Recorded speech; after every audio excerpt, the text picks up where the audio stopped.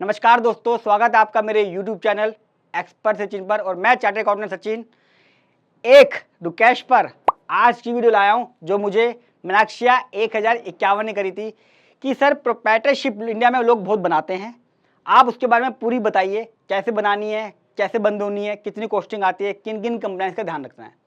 और मुझे बड़ा अच्छा लगा कि प्रोप्राइटरशिप इंडिया में बहुत लोग चलाते हैं। शुरुआती बिजनेस प्रोप्राइटरशिप फर्म से करते हैं, जैसे हम कहते हैं इंडिविजुअल या सोल प्रोप्राइटरशिप फर्म या प्रोप्राइटरशिप फर्म, तीनों एक ही हैं।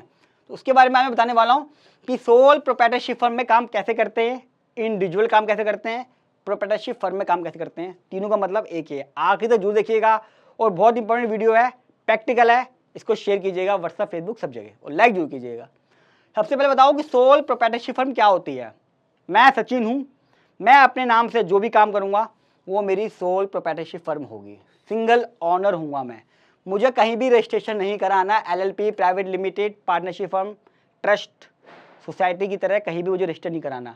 सचिन जी के मन में काम आया, सचिन जी यूट्यूब चैनल खोला, सचिन जी ने काम शुरू कर दिया, ये मेरी इंडिविजुअल सोल प्रोप्राइटरशिप फर्म हो गई। क्या लेना है ये जरूरी है। अगर GST चाहूँगा तो GST ले लूँगा, MSME में रजिस्ट्रेशन कर सकता हूँ, शॉप एस्टेब्लिशमेंट में रजिस्ट्रेशन कर सकता हूँ, या ट्रेड लाइसेंस ले लूँ या IC कोड ले लूँ। इनमें से कोई भी दो लेने के बाद मैं अपना बैंक अकाउंट खोल सकता हूँ। फर्म का नेम डिसाइड करूँगा, जैसे मैंने अपनी प्रोप्राइटरशिप फर्म का नाम रखा हुआ है एक्सपर्ट CA सचिन, मेरी फर्म का नाम है। मैंने उसके नाम से GST का रजिस्ट्रेशन ले लिया और MSME करा लिया, तो मेरा उससे बैंक अकाउंट खुल गया मेरा उससे। या मैं कहता हूँ जी GST रजिस्ट्रेशन अभी कराऊंगा नहीं, 20 लाख तक मेरा माफ़ है, मैंने शॉप एस्टेब्लिशमेंट में करा लिया, यहाँ का ट्रेड लाइसेंस ले लिया दिल्ली का, MCD में रजिस्टर्ड हो गया मैं, तो मुझे मेरा बैंक अकाउंट खुल गया। फर्म का नाम डिसाइड कर लिया मैंने एक्सपर्ट CA सचिन, पैन दिया, अपना आधार दिया, एज ए इंडिविजुअल मेरा जाएगा सचिन का सब कुछ, एड्रेस प्रूफ दे दिया। 5,000 में फर्म बनके तैयार हो जाती है। 5,000 रुपये में हो सकता है कि आप रिमोट एरिया में हो तो वहाँ और सस्ते बन जाए। अगर मैं बात करूँ कहीं पे भी आप हो तो 4 से 5,000 रुपये में आपकी एक सोल प्रोप्राइटरशिप फर्म बन जाती है। कोई भी दो डॉक्यूमेंट्स, करंट अकाउंट खोल लीजिए आप, सेविंग अकाउंट में भी काम कर सकते हो, लेकिन 40 लाख तक। बहुत लोग क्वेश्चन पूछते हैं कि सर मैं करंट अकाउंट खोलना चाहता, मैं CSC का काम सेविंग अकाउंट में करना चाहता हूँ। उसमें देखो CSC का काम तो सेविंग अकाउंट में मत करना, बाकी कोई भी काम में अगर सर्विस दे रहे हो तो 20 लाख तक, और अगर ट्रेडिंग कर रहे हो तो 40 लाख तक आप सेविंग अकाउंट यूज़ कर सकते हो। उसके बाद बैंक आपका अकाउंट फ्रीज कर सकता है। तो GST ले लीजिए या ये रजिस्ट्रेशन लेके अपने बैंक की KYC करा लीजिए। इंडिया में 2 से 3 करोड़ की सोल प्रोप्राइटरशिप फर्म है, तो बड़ी इंपॉर्टेंट हो जाती है वीडियो आज की, क्योंकि ज़्यादातर लोग, सबसे ज़्यादा जो लोग हैं इसी फॉर्मेट में काम करते हैं। फ़ायदे तो हैं, थोड़े से नुकसान भी हैं। कैमरे को थोड़ा सा, जो अपना मोबाइल है उसे थोड़ा चौड़ा कर लीजिए, लंबा कर लीजिए, स्क्रीन को बड़ी दिखेगी, अच्छी दिखेगी।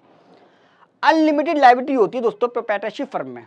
मैं लाला हूँ, मैं काम कर रहा हूँ, जितनी इनकम है वो भी मेरी है, मैं सिंगल हूँ, मैनेज भी सिंगल कर रहा हूँ, ऑनर भी सिंगल हूँ, सारे फायदे ही मेरे हैं, तो जितना भी नुकसान होगा वो भी मेरा है। यानी कि बिजनेस के अलावा अगर मुझे कुछ नुकसान हुआ तो मेरे घर की पर्सनल असेट्स भी बिक सकती है।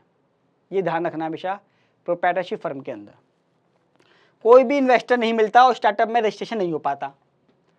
सचिन से जितना बड़ी अच्छा काम कर ले यूट्यूब में, मैं किसी को बोलूँगा इन्वेस्टर को भाई पैसा देगा, वो कहेगा मैं क्यों लगाऊँ भाई, तू मुझे कुछ देगा ही कहाँ, तू सिंगल ओनर है, और ना ही मेरा कभी भी स्टार्टअप में रजिस्ट्रेशन होगा। ये 3 नुकसान है, लेकिन छोटे से नुकसान है एज़ कम्पेयर टू बेनिफिट। इसीलिए हमेशा कहता हूँ जब भी कोई चीज़ शुरू करो थोड़ा सा एडवाइस लेके प्रॉपर बात करके करो। अब आपको समझ में आ गया कि भैया सोल प्रोप्राइटरशिप क्या होती है, फायदे क्या, नुकसान क्या है, बैंक अकाउंट कैसे खुलेगा, सेविंग अकाउंट में कितनी ट्रांजेक्शन्स कर सकते हैं।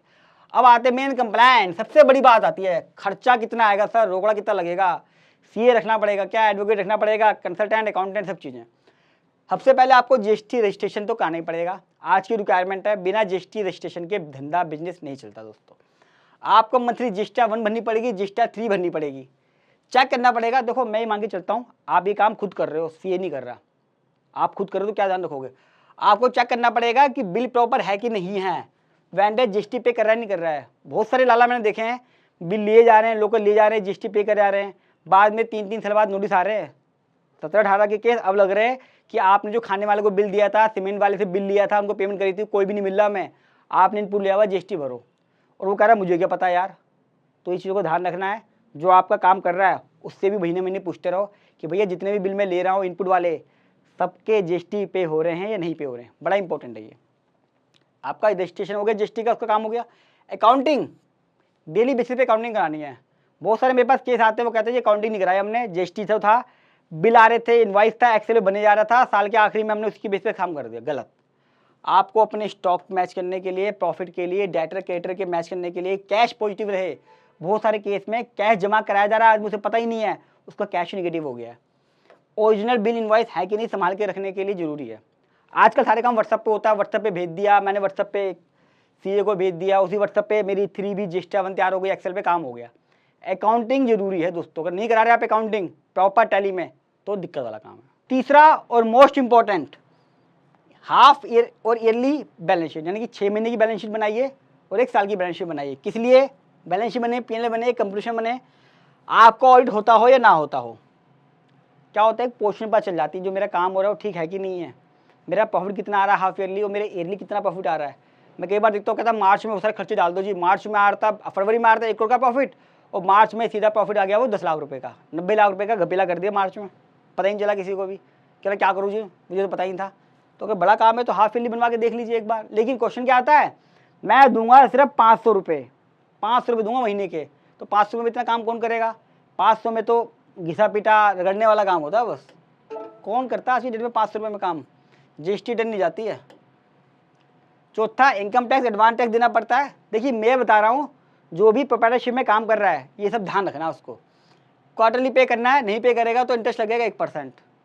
5 लाख रुपये का अगर दिखा रहे हो प्रॉफिट हर साल तो टेंशन नहीं है, अगर 10 लाख दिखा रहे हो तो 1,12,500 बनेगा, उसका आपको 4 क्वार्टर में जमा करना है। TDS भी जमा करना है, TDS काटना पड़ता है। अगर आपका लास्ट ईयर ऑडिट हुआ है तो नेक्स्ट ईयर से TDS भी कटेगा, यानी कि आपका अगर इस साल ऑडिट हो गया फाइनेंशियल ईयर 23-24 में तो 24-25 से TDS भी काटोगे आप। इनकम टैक्स की रिटर्न जाती है ईयरली, 31 जुलाई को जाएगी, अगर ऑडिट हो गया है तो 31 अक्टूबर को। टैक्स के बेनिफिट क्या क्या हैं, सारी चीज़ें हैं आज की वीडियो में। कोई टैक्स नहीं है 7 लाख तक, फाइनेंशियल ईयर 23-24 की बात कर रहा हूँ, न्यू टैक्स स्लैब के हिसाब से। सैलरी वालों को 7.5 लाख तक माफ है, बिजनेस वालों को 7 लाख तक अगर वो ऑप्ट करते हैं न्यू टैक्स डिजाइन। अगर 10 लाख का प्रॉफिट दिखाते हो दोस्तों, 1,12,500 का आपको टैक्स पे करना पड़ेगा क्वार्टरली, प्लस में 4% का सरचार्ज सेस भी है। 20 लाख के प्रॉफिट पे 4,12,500 का टैक्स बनेगा। ओल्ड टैक्स एग्जाम की बात कर रहा हूँ मैं, मान के चल रहा हूँ अगर आप ओल्ड टैक्स एग्जाम लेते हो, यानी कि इस साल आप 7 लाख तक का प्रॉफिट दिखाओगे, कोई टैक्स पे नहीं करना। टोटल कॉस्ट कितनी पड़ती है, मोस्ट इंपॉर्टेंट जिसका आप वेट कर रहे थे, डिपेंड करता है दोस्तों बिजनेस से बिजनेस के ऊपर, काम के ऊपर, कितनी मेहनत आप चाह रहे हो, कितने बिल हैं। अगर आपकी 50 लाख के महीने की सेल है और उसके सिर्फ 2 ही बिल हैं 25-25 लाख के, उसमें मेहनत अलग है।